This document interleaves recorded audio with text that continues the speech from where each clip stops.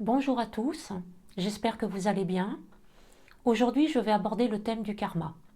Le karma, tout le monde sait ce que c'est, tout le monde en a entendu parler, mais je vais quand même donner une définition rapide.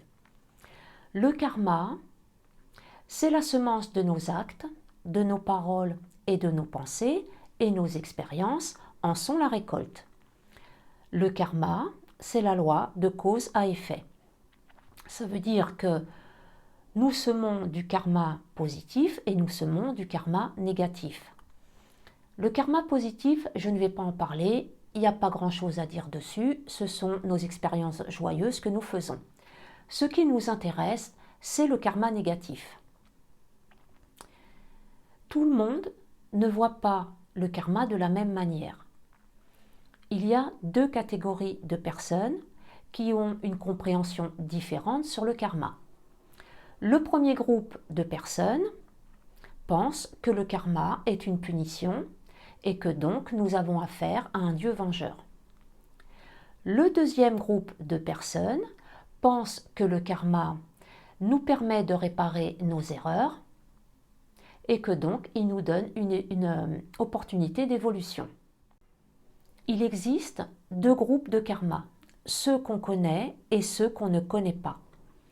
Ceux qu'on connaît, on peut les trouver grâce à la numérologie. Ce sont les qualités que nous devons acquérir dans les domaines où nous avons des manques. Pour ça, je vous renvoie à ma vidéo sur les chemins de vie et là vous allez comprendre. Mais même si ce sont des qualités que nous devons acquérir, ça indique aussi que dans des vies passées, nous avons eu des comportements qui n'ont pas été adaptés face aux situations que la vie nous a présentées.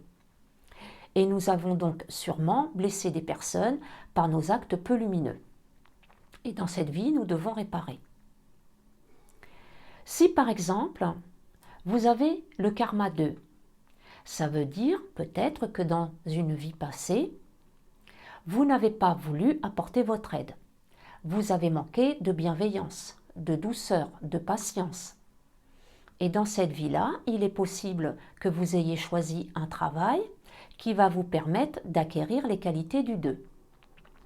C'est un emploi qui vous demandera patience, douceur, empathie, bienveillance, écoute, etc. Mais le 2, c'est aussi le couple.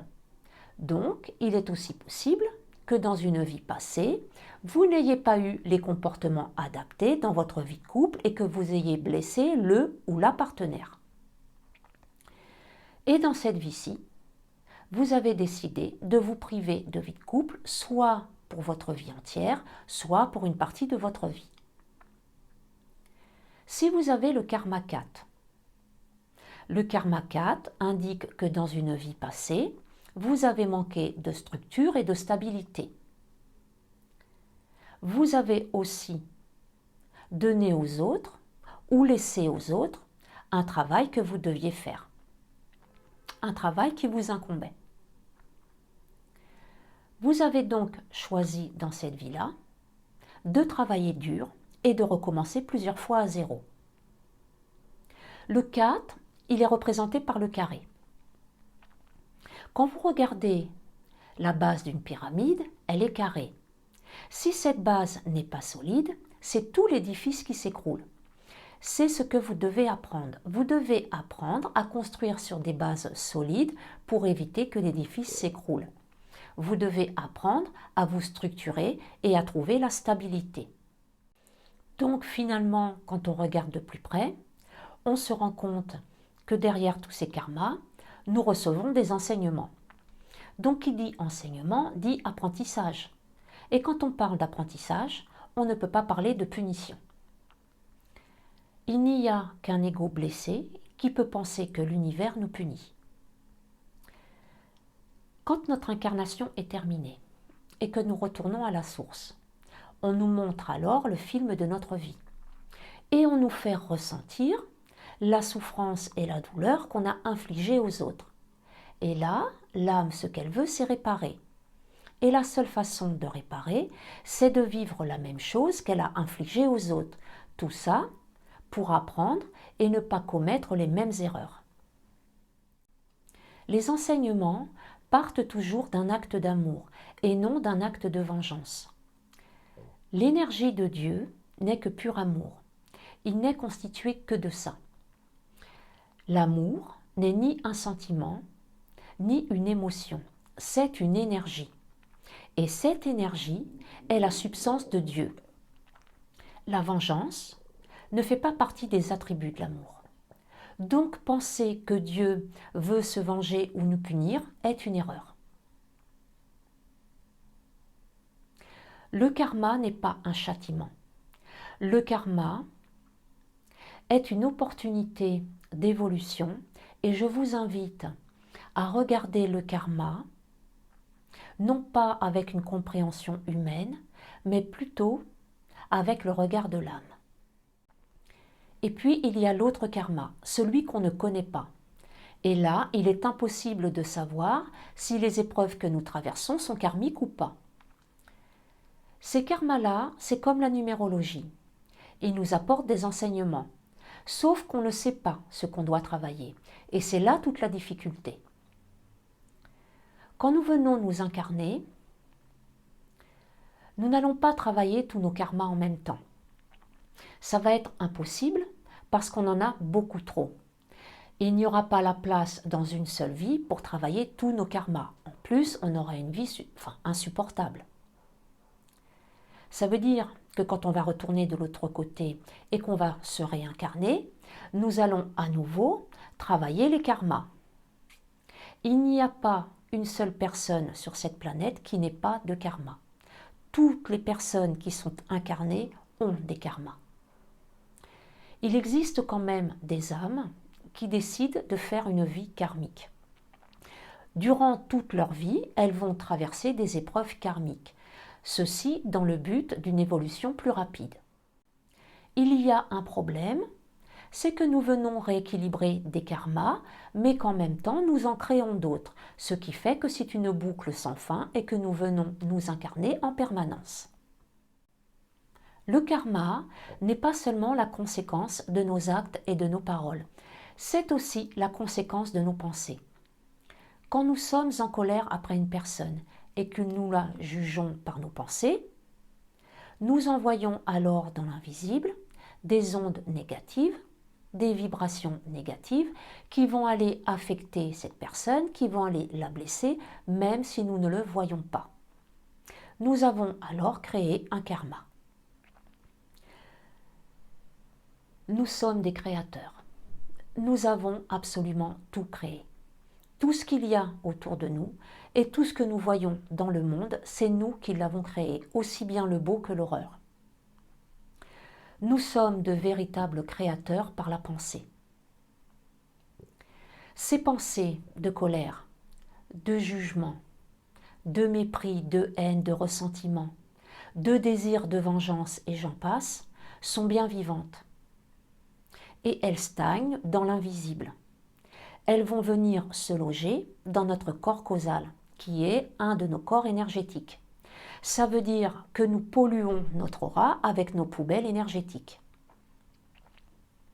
Nous avons deux possibilités de nettoyer notre karma.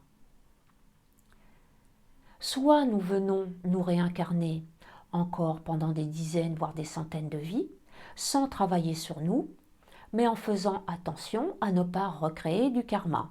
Et là, pour moi, c'est mission impossible. Ou soit nous faisons un travail sur nous, nous nettoyons notre karma et ça va réduire considérablement nos incarnations. Pour nettoyer notre karma, il existe un outil spirituel. Cet outil, c'est la flamme violette. Dieu a mis à notre disposition cet outil spirituel pour que nous puissions nettoyer notre karma. S'il n'y avait pas cette flamme violette, nous serions obligés de vivre des vies et des vies de souffrance. On ne va pas se voiler la face, nous expérimentons les plaisirs de la vie et les joies, mais quand même ce monde est extrêmement dur et la souffrance est bien présente. La flamme violette est le seul outil spirituel capable de transmuter notre karma en pure lumière.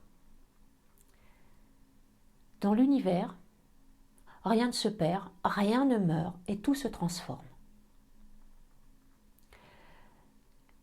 Cette flamme de transmutation est l'outil le plus puissant parce que simplement, elle est la création de Dieu. Pour savoir comment s'en servir, je vous l'expliquerai dans la prochaine vidéo. Maintenant, il ne faut pas croire que le karma est systématique. Si par exemple vous êtes victime d'un vol, il ne faut pas croire que le voleur aura fait un acte karmique. Si ce vol fait partie de votre plan de vie, si c'est quelque chose que vous avez demandé d'expérimenter, il n'y a aucune raison que cela devienne karmique. Si par contre c'est quelque chose que vous n'avez pas demandé et qui ne faisait pas partie de votre plan de vie, à ce moment-là, cette personne a créé un karma et elle devra réparer soit dans cette vie présente, soit dans une vie future. Tous les préjudices et les souffrances qu'on subit, si elles ne font pas partie de notre plan de vie, à ce moment-là, ça devient karmique. On peut très bien vivre des situations épouvantables pendant des années. Si ça fait partie de notre plan de vie, si nous avons demandé à l'expérimenter, à ce moment-là, personne n'aura de karma. Je terminerai cette vidéo en vous disant que nous ne pourrons jamais, jamais, jamais, jamais ascensionner si nous n'avons pas nettoyé tout notre karma. Le but de l'incarnation, c'est d'évoluer pour ascensionner. Et s'il reste du karma, il y aura encore incarnation, que ce soit sur cette planète ou sur une autre. Donc le mieux que nous ayons à faire, c'est de commencer à nettoyer notre karma dans cette vie présente. Parce que dans notre prochaine incarnation, nous ne savons pas où nous serons, qui nous serons et si nous aurons la possibilité de nous ouvrir à la spiritualité. Donc, ayons dès maintenant des pensées lumineuses et des actes d'amour. Voilà, c'était ma conclusion. Si vous avez aimé cette vidéo, je vous invite à liker, à commenter, à vous abonner. Vous pouvez actionner la petite cloche pour être averti de ma prochaine vidéo. Je vous dis à très vite, prenez soin de vous, au revoir!